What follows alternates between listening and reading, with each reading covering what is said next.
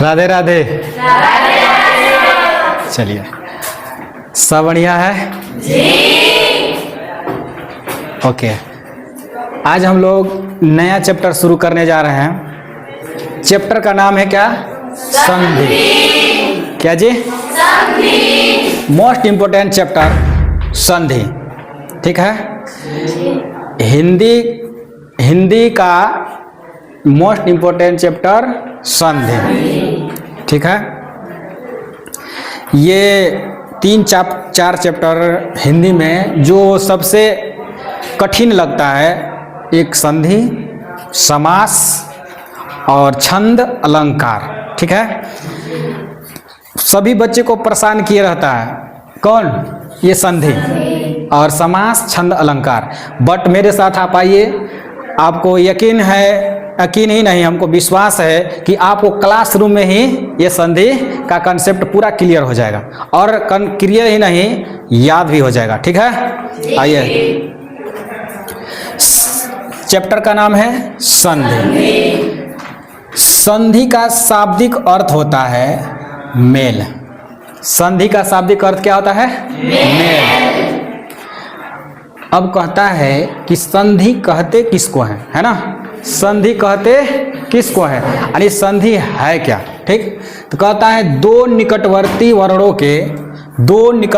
वर्णों के परस्पर मेल से जो विकार होता है उसे संधि कहते हैं। ठीक है, कह रहा है दो निकटवर्ती वर्णों के, कितने निकटवर्ती वर्णों? दो निकटवर्ती वर्णों के परस्पर मेल से, किसके मेल से? परस्पर मेल से जो विकार उत्पन्न होता है या परिवर्तन होता है उसे क्या कहते हैं? संधि कहते हैं। संधि का मतलब होता है ध्वनियों का मेल। संधि का मतलब क्या होता है? ध्वनियों का मेल। जबकि समास का मतलब होता है शब्दों का मेल। ठीक है, यहाँ ध्वनियों का मेल है, यहाँ किसका मेल है?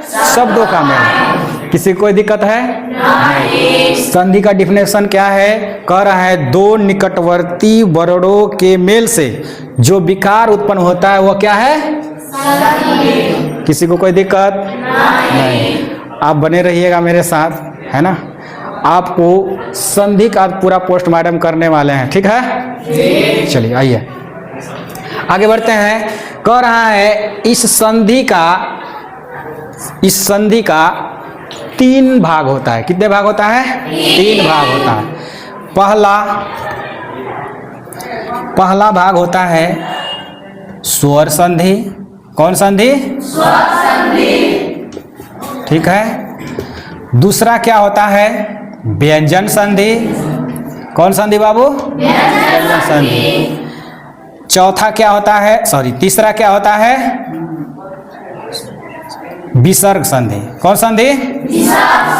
विसर्ग संधि। संधि के 3 पार्ट होता है, यानी 3 बाल बच्चा होता है। कितना बाल बच्चा?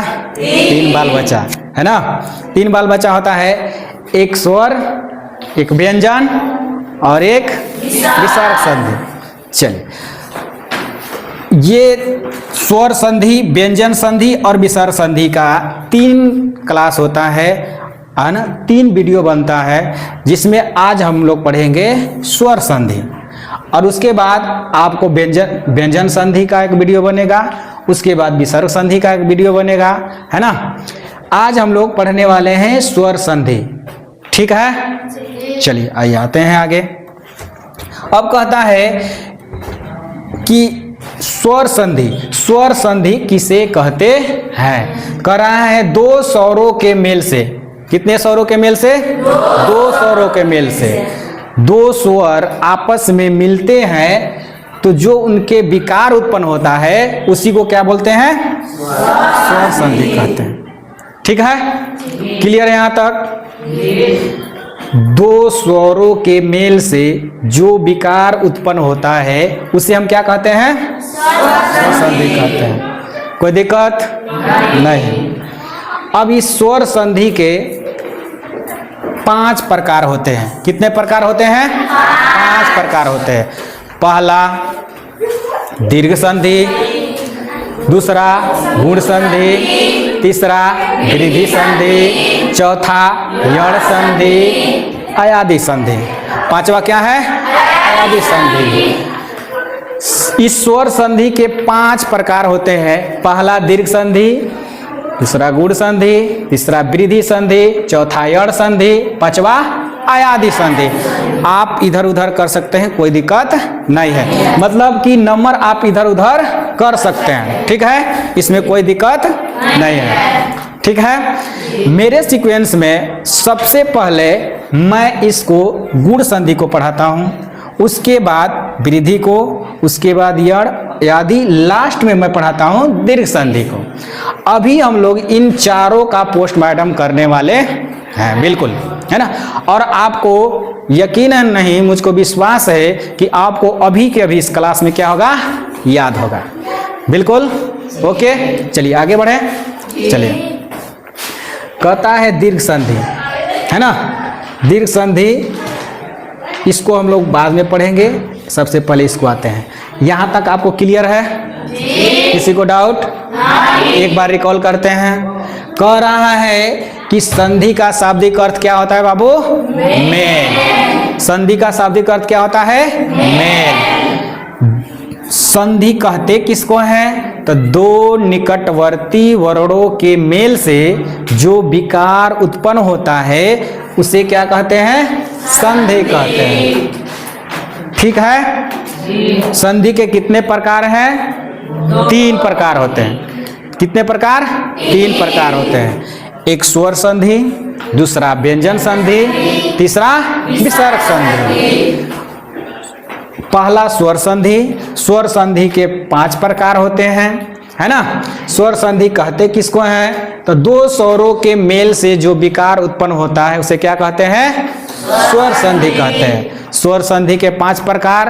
पहला दीर्घ संधि, गुण संधि, वृद्धि संधि, यण संधि, अयादि संधि। किसी को कोई दिक्कत है? चलिए वीडियो बंद कर।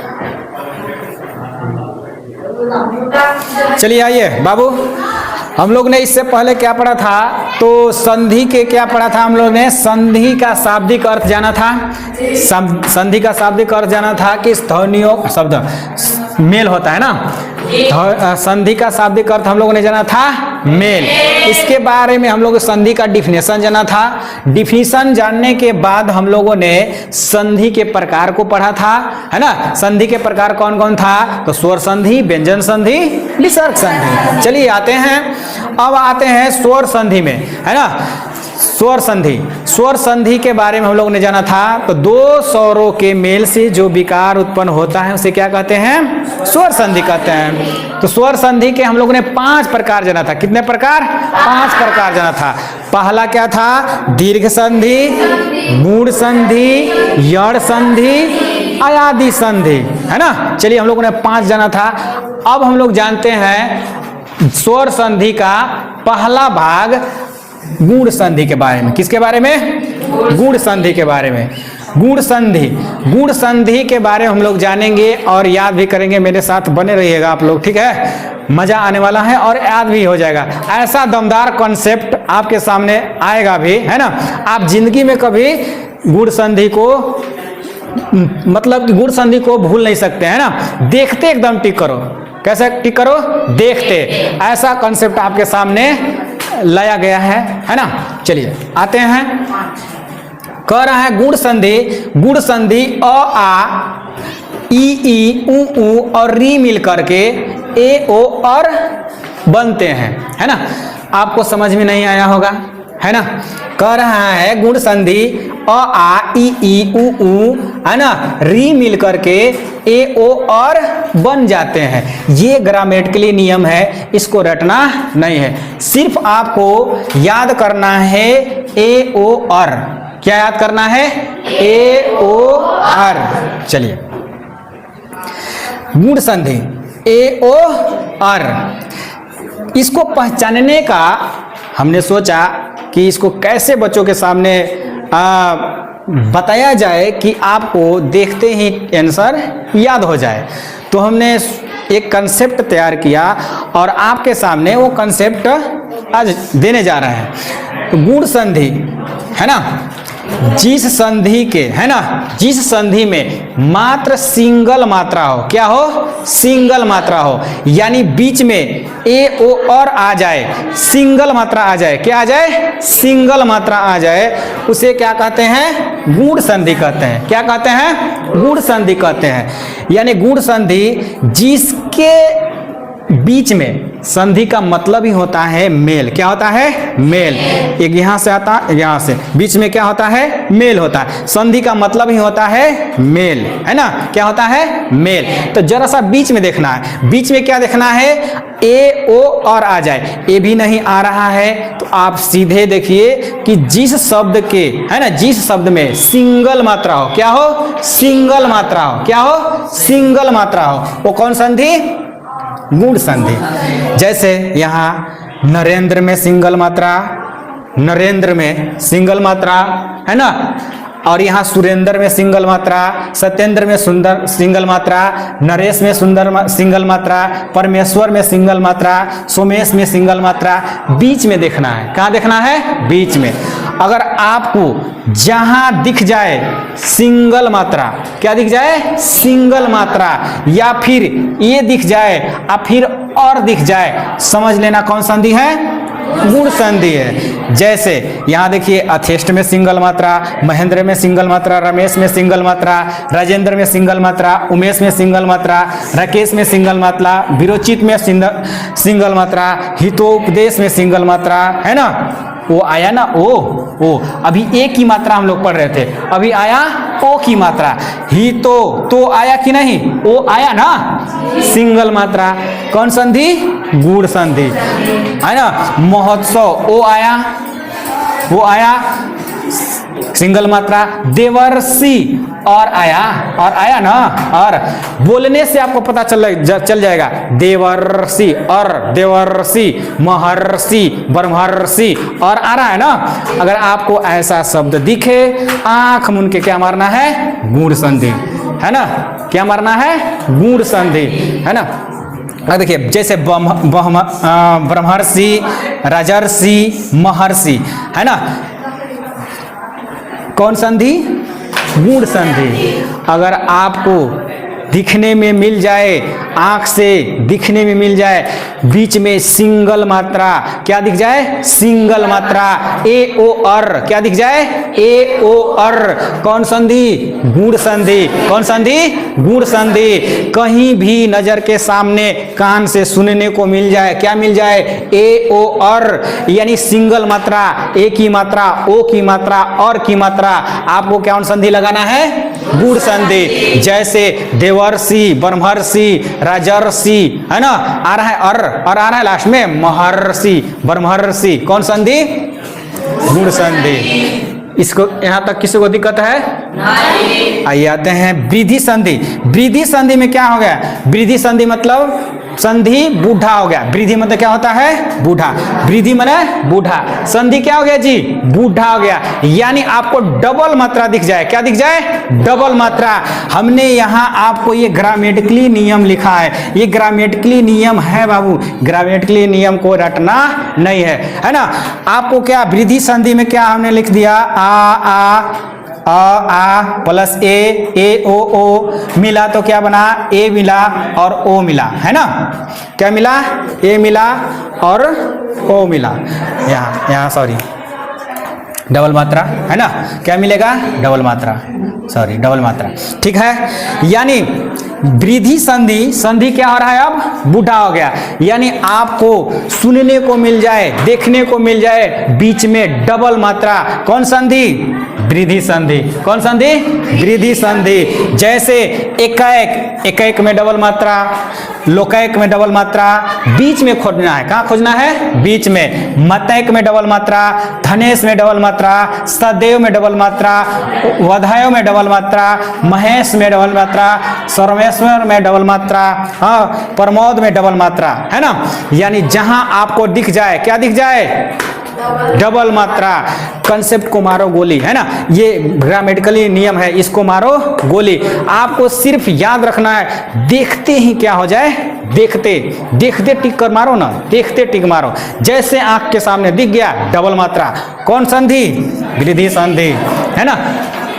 देखते मारो टिक, ऐसा कंसेप्ट दमदार, है ना, आपको नहीं मिलने वाला है यूट्यूब में। ठीक है, हमने क्या सोचा कि बच्चे बहुत संधि डिफिकल्ट कहते हैं, तो हमने सोचा क्यों ना आपको ये जो ग्रामेटिकली नियम है इससे हटकर कुछ ऐसा आपको बता दिया जाए ताकि आप देखते आंसर टिक करो, है ना। तो हमने सोचा और ये आपको आपके सामने कंसेप्ट दिया है ना। क्या? गुण संधि। गुण संधि, जिस संधि में सिंगल मात्रा दिख जाए, क्या दिख जाए? सिंगल मात्रा दिख जाए, बीच में खोजना है। कहाँ खोजना है? बीच में सिंगल मात्रा दिख जाए, जैसे नरेश, रमेश्वर, सोमेश्वर, कमलेश, है ना। कौन संधि? बूढ़ संधि। वृद्धि संधि, संधि मतलब बूढ़ा हो गया। क्या हो गया जी?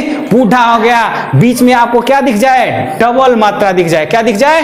डबल मात्रा। वो कौन संधि है? वृद्धि संधि। यहाँ तक किसी को दिक्कत समझ में आया होगा तो चैनल को सब्सक्राइब करिएगा, और नहीं समझ में आया होगा तो ही कोई बात नहीं है। ठीक है, धन्यवाद।